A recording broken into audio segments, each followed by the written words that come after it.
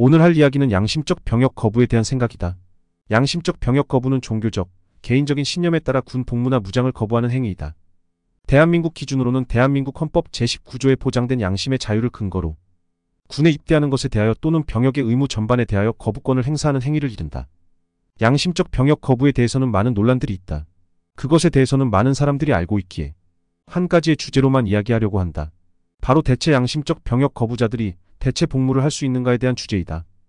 저는 막연히 군대가 가기 싫어서 그런 행동을 하는 것이면 처벌을 받아야 한다고 생각합니다. 저도 군대를 가기 X 같았습니다. 그리고 뉴스에서는 양심적 병역 거부자들의 소식을 들었습니다. 그래도 속으로 욕하고 한숨을 쉬면서 군대를 갔습니다. 군대를 간 것은 제 자신을 속이는 것은 쪽팔리기 때문입니다. 물론 그것 때문에 군대에서 힘들었지만 그래도 후회는 없었습니다. 물론 제가 가야 해서 가야 한다고 주장하는 것이 아닙니다. 일단 군대를 가는 것은 법으로 정해져 있습니다. 그게 X 같더라도 국민들은 따라야 합니다. 그런데 여기서 종교적인 문제나 그런 것 때문에 군대를 가지 못하는 사람들도 있을 것입니다.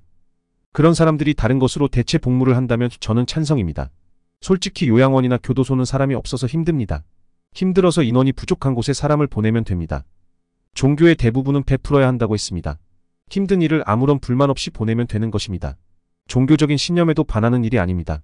오히려 살인하지 않고 국민들에게 아픈 사람에게 도움을 주는 일을 하는 겁니다. 저는 이런 사람들이라면 양심적 병역 거부를 찬성하는 겁니다. 물론 그렇게 된다면 기간은 2년에서 3년 정도로 잡아야 합니다. 자신의 신념을 지킬 수 있는데 6개월이나 1년을 추가하는 것으로 불평하는 사람이 있을 것이다. 그러면 그것은 신념이 아니라 그냥 군대를 가기 싫어 만든 허상이다.